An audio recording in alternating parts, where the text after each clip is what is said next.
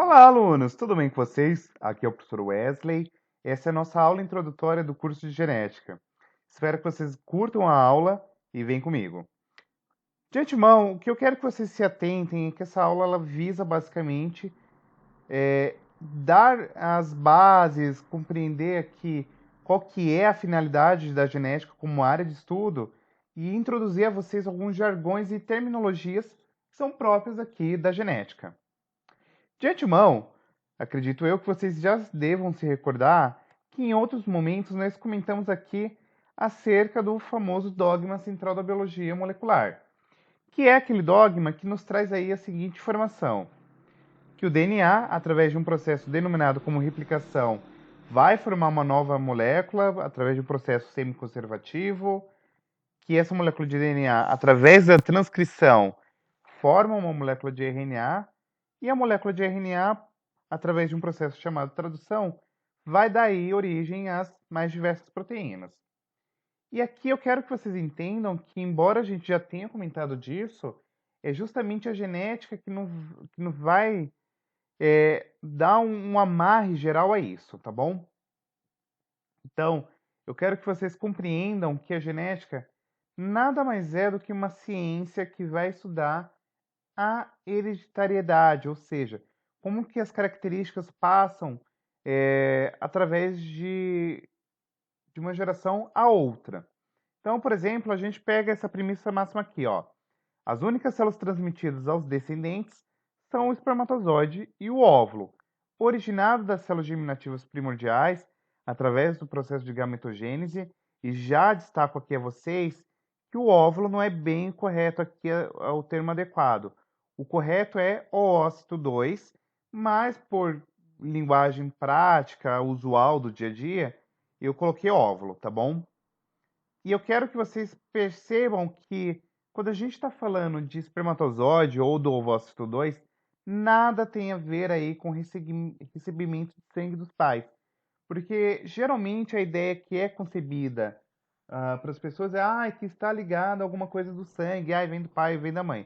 Não, eu quero que vocês entendam que é justamente as células germinativas primordiais aí do processo de gametogênese que são extremamente importantes aqui para que a gente tenha esse processo de transferência aí de informações de uma geração a outra, tá?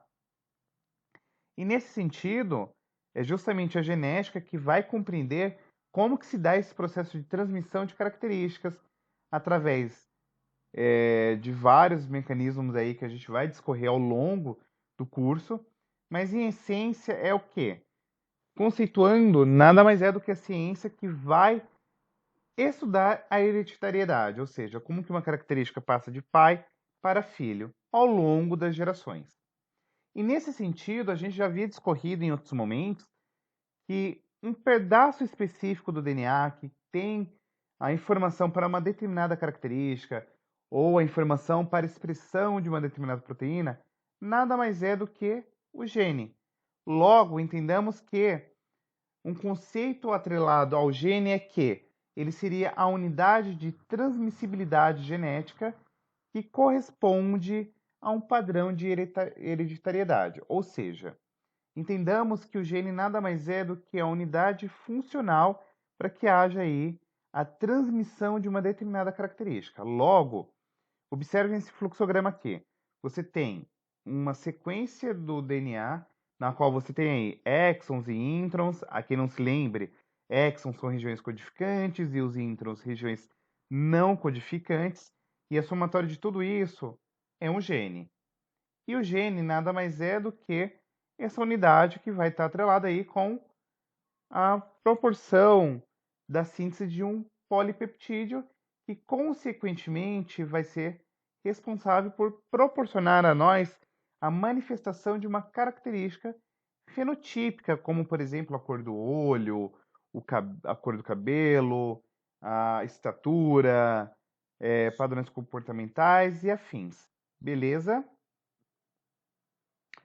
Por descargo de consciência, ainda acho de interesse que nós nos atentemos que, no caso da espécie humana, nós sabemos que temos 46 cromossomos, estão aqui distribuídos em 23 pares, a saber se temos aqui 22 pares autossômicos, prefazendo-se aqui o total de 44 cromossomos autossômicos, e nós temos um par de cromossomos sexuais, que pode ser, no caso, XX, que é o caso da mulher, XY, que é o caso do homem.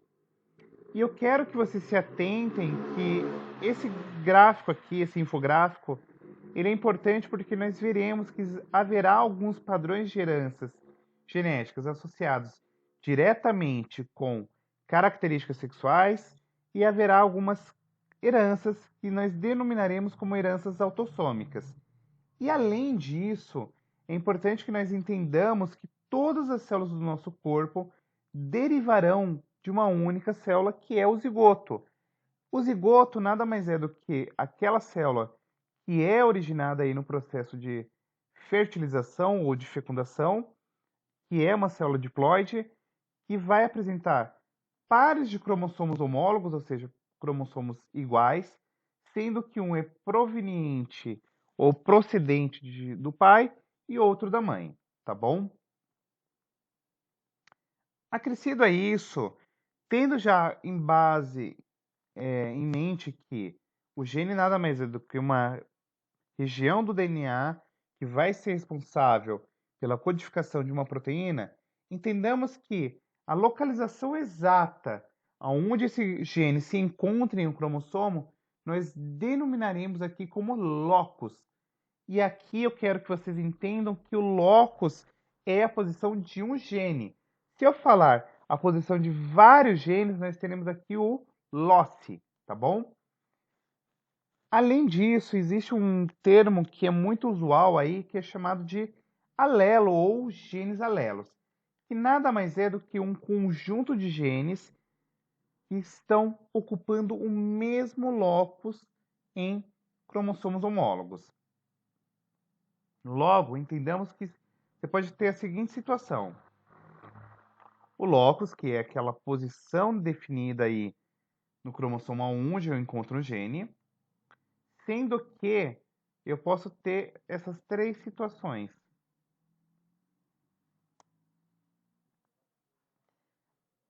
Percebam que nessas figuras já apareceu coisas novas aí, né? Letra maiúscula, letra minúscula, letra maiúscula, letra minúscula.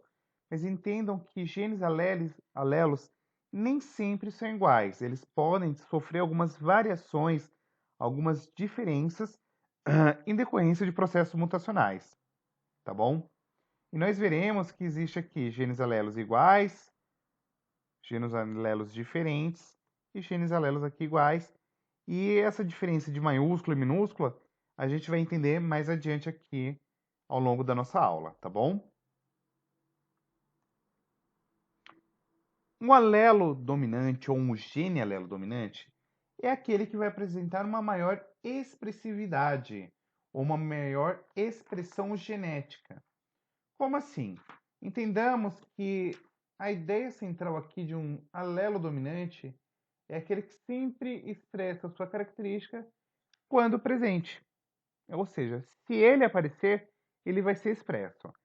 E aqui, para facilitar o nosso estudo, a gente sempre vai representá-lo por letras maiúsculas, azão, bezão, cesão, desão, esão ou o que for. Mas em contrapartida, nós temos aqui o gene alelo recessivo, que é aquele que apresenta uma menor expressividade e, consequentemente, nós iremos representá-los sempre por letras minúsculas. E entendam que o alelo recessivo, por sua vez, ele só se expressa quando ele está em duplicidade. Então, eu preciso ter duas cópias desse gene alelo para que ele consiga ser expresso, tá bom? Nós temos aqui um contexto de heterozigoto e homozigoto, e a entendermos aqui, a princípio, o conceito de homozigoto é aquele indivíduo que apresenta dois genes alelos iguais para a determinação de uma determinada característica, como, por exemplo, azão-azão ou azinho-azinho, tá?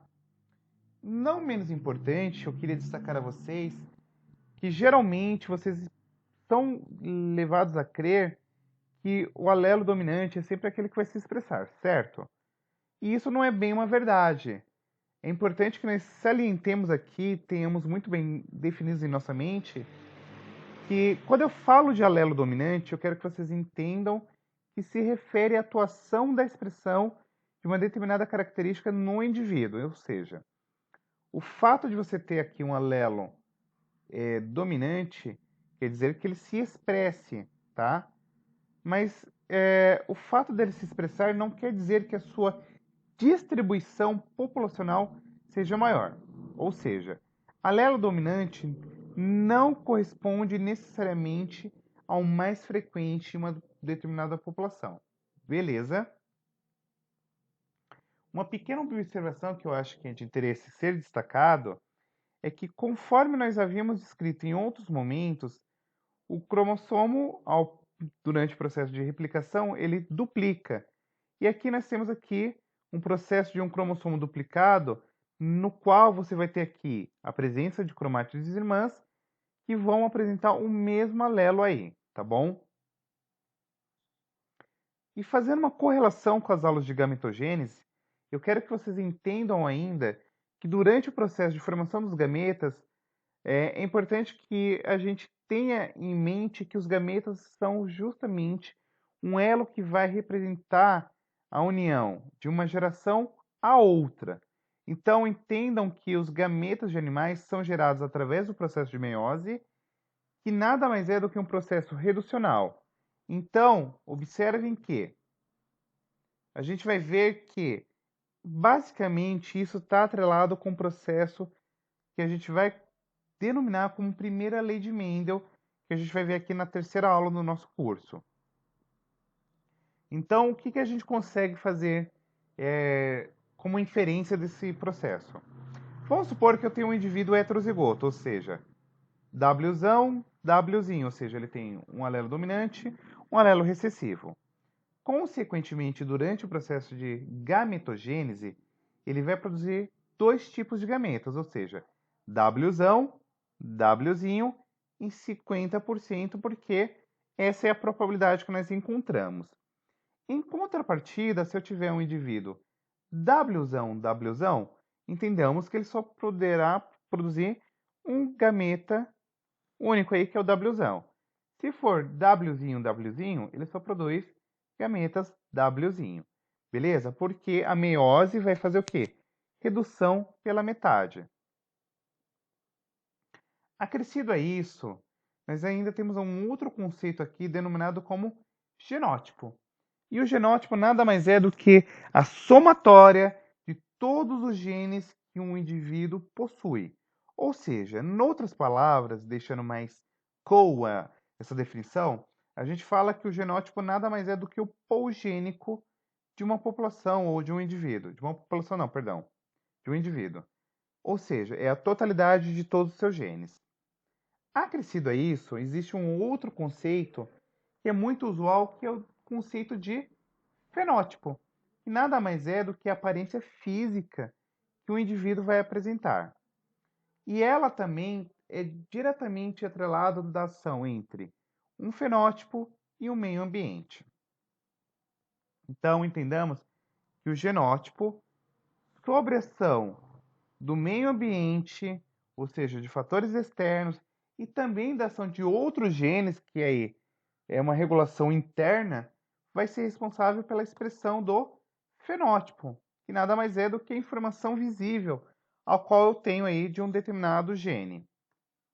E nesse sentido, entendamos que o fenótipo nada mais é do que o genótipo mais o meio.